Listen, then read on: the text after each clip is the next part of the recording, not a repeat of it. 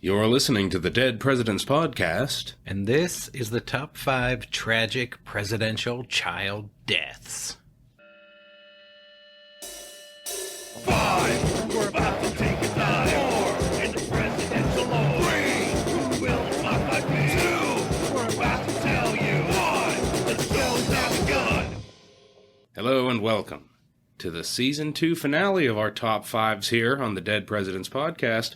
I'm Stephen Lincoln Douglas. And I'm James J. Hamilton. We've been through a lot of top 5s here, and, season finale, you want to try and do something lighthearted and silly and fun. So we've done just that. That's right. We're going to be looking today at the top 5 tragic presidential child deaths. An episode sure to be a laugh riot.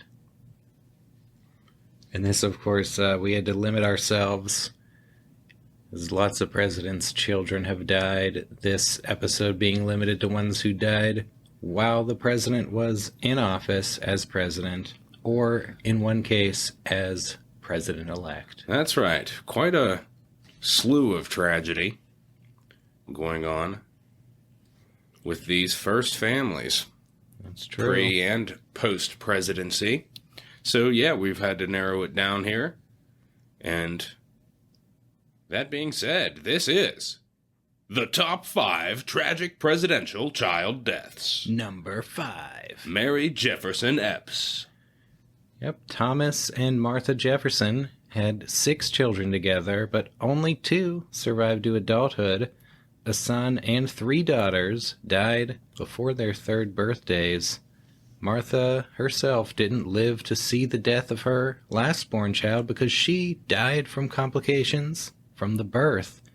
The widowed Jefferson was left to serve as a single father to his 2 surviving daughters, Martha and Mary, both of whom were educated in France during his diplomatic service abroad. Mary, who was called Polly as a child, and Mariah as an adult, learned to speak French and Spanish, studied history and geography, and played the harpsichord.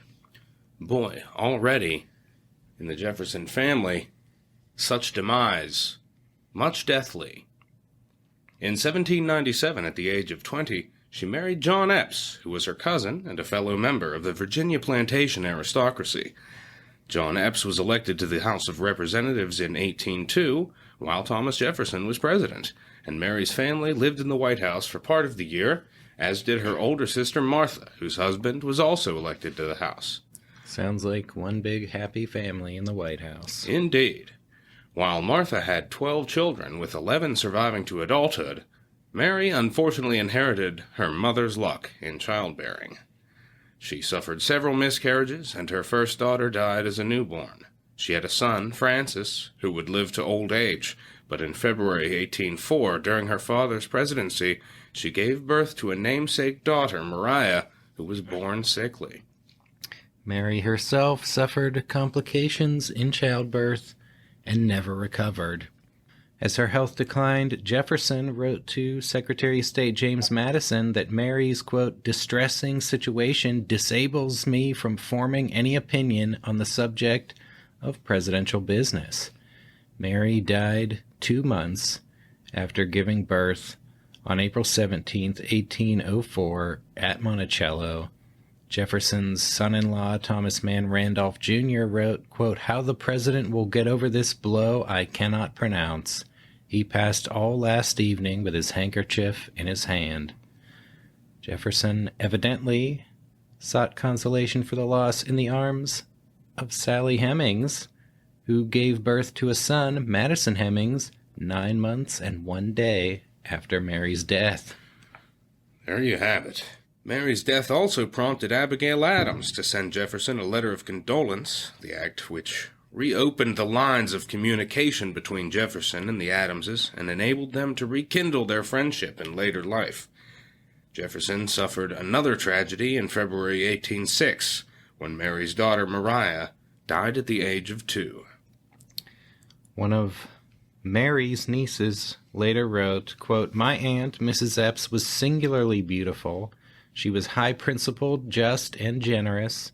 Her temper, naturally mild, became, I think, saddened by ill health in the latter part of her life. In that respect, she differed from my mother, whose disposition seemed to have the sunshine of heaven in it. My mother was intellectually somewhat superior to her sister, who was sensible of the difference, though she was of too noble a nature for her feelings ever to assume an ignoble character. There was between the sisters the strongest and warmest attachment, the most perfect confidence and affection. There you have it. Quite a tragic loss for President Jefferson. Indeed. And deeply affected by it. And, well, that's pretty much the theme here. Well, as we proceed on the top 5 most tragic presidential child deaths. number 4. Patrick Kennedy. In the first years of her marriage to John F. Kennedy, Jackie Kennedy suffered a miscarriage and gave birth to a stillborn daughter. In 1957, the couple had Caroline, and John F. Kennedy Jr. was born premature on November 25th, 1960, just 2 weeks after his father won the presidential election. Jackie became pregnant again in early 1963, and she was at Hyannisport with her children on August 7th, 1963, when she went into labor 5.5 weeks before her due date. She was rushed to Otis Air Force Base Hospital on Cape Cod and underwent an emergency C-section, while President Kennedy flew there from Washington, D.C. aboard Air Force One. Patrick Kennedy, named after the president's grandfather, weighed under 5 pounds and soon showed signs of hyaline membrane disease. This is now called infant respiratory distress syndrome. Doesn't sound too good. No, none too good. Patrick was rushed to Boston Children's Hospital and placed in an oxygen-filled steel hyperbaric chamber. With Jackie not well enough to leave the Cape Cod Hospital, JFK shuttled back and forth with updates. But Patrick's condition deteriorated. With today's medical advances, he would have had a 95% chance of survival, but at the time, there was little that could have been done for him. Only doctors in pressurized suits were allowed in the room with the hyperbaric chamber, so JFK and his brother Robert watched helplessly through a small window.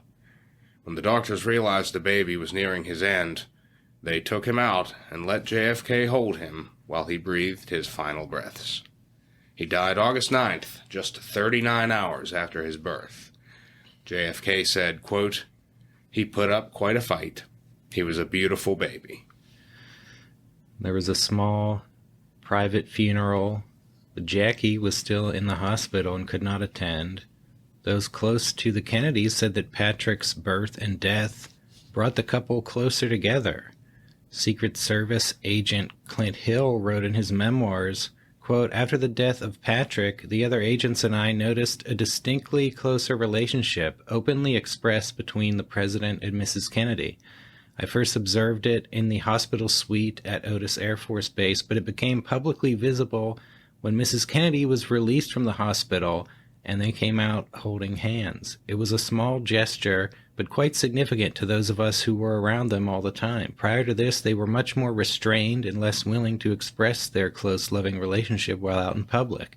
The loss of Patrick seemed to be the catalyst to change all that." Well, the Kennedys, unfortunately, are not going to have long to mourn before their family is struck by yet another tragedy, as JFK was assassinated just over 3 months later. As of this recording, Patrick was the last child to be born to a sitting president and, in addition to JFK, the only presidents to have children during their presidencies were Grover Cleveland, who welcomed 2 children in his second term, and Thomas Jefferson, who had 3 children with Sally Hemings during his 8 years in office. Well, and things are just going to keep getting more tragic as we go along. That's right. This is, after all, the top 5 presidential child deaths. Number 3. Calvin Coolidge Jr. Well, Calvin and Grace Coolidge had 2 sons, John and Calvin Jr., who were both teenagers when their father became president. Coolidge had the closest relationship with Calvin Jr., who not only looked like him but shared his modest, hard-working demeanor and his dry wit. On June 30th, 1924, the Coolidge boys played tennis on the White House lawn. Calvin Jr. was barefoot and developed a blister on the third toe of his right foot. This was 4 years before the discovery of penicillin, and the blister soon became infected. That's it. The story is they were going out to play tennis, and he was in a hurry to get out there and play and didn't throw his socks on. Within a few days, the blister had turned dark and swollen, and red lines streaked up Calvin Jr.'s legs. Vice presidential nominee Charles Dawes later recalled seeing Coolidge at his son's bedside at this time, saying, quote, "I have never witnessed such a look of agony and despair as was on the president's face." On July 5th, Calvin Jr. was moved to Walter Reed Army Hospital, but the infection had developed into sepsis and blood poisoning. He would slip in and out of delirium while the president cradled him in his arms, unable to do anything. He died on July 7th, 1924, at the age of 16. Ouch. One of the doctors recalled, quote, "It is commonly stated that President Coolidge is cold as ice, but I had the opportunity of seeing him in his hour of grief, and to know quite otherwise. Indeed, it was the most touching and heart-rending experience of my whole professional career." Coolidge fell into a major depression and would often sleep 16 hours a day and work less than 4 hours. In his book, The Tormented President, Calvin Coolidge, Death and Clinical Depression, Robert Gilbert argues that Coolidge displayed all 10 of the symptoms listed by the American Psychiatric Association as evidence of major depression, including loss of appetite, difficulty thinking or concentrating, recurrent thoughts of death, feelings of guilt, and reluctance to speak. In fact, some of Coolidge's reputation as Silent Cal may be attributed to this depression. Yeah, it's something. Coolidge would never forgive himself for Calvin Jr.'s death, and he died heartbroken in 1933. He wrote in his autobiography, quote, "My son Calvin was a boy of such promise, proficient in his studies, with a scholarly mind, who had just turned 16. He had a remarkable insight into things. The day I became president, he had just started to work in a tobacco field. When one of his fellow laborers said to him, 'If my father was president, I would not work in the tobacco field,' Calvin replied, 'If my father were your father, you would.' After he was gone, someone sent us a letter he had written about the same time to a young man who had congratulated him on being the first boy in the land. To this he had replied that he had done nothing, so did not merit the title, which should go to some boy who had distinguished himself through his own actions. We do not know what might have happened to him under other circumstances, but if I had not been president, he would not have raised a blister on his toe, which resulted in blood poisoning, playing lawn tennis on the South grounds. In his suffering, he was asking me to make him well. I could not. When he went, the power and the glory of the presidency went with him. The ways of Providence are often beyond our understanding. It seemed to me that the world had need of the work that it was probable he could do. I do not know why such a price was exacted for occupying the White House." Wow. Yeah. Coolidge very, very affected by Calvin Jr.'s death. Calvin Jr. sounded like a great boy cut down Yeah.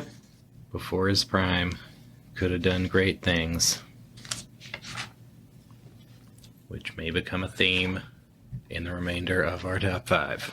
That's right. This is the top 5 presidential child deaths. Number 2. Willie Lincoln. Well, the Lincolns had 4 sons, the second of whom, Eddie, died of tuberculosis at age 4 in 1850.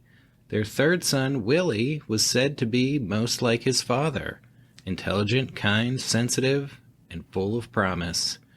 He was 11 years old in February 1862 when he fell ill with typhoid fever, likely caused by pollution in the White House water system.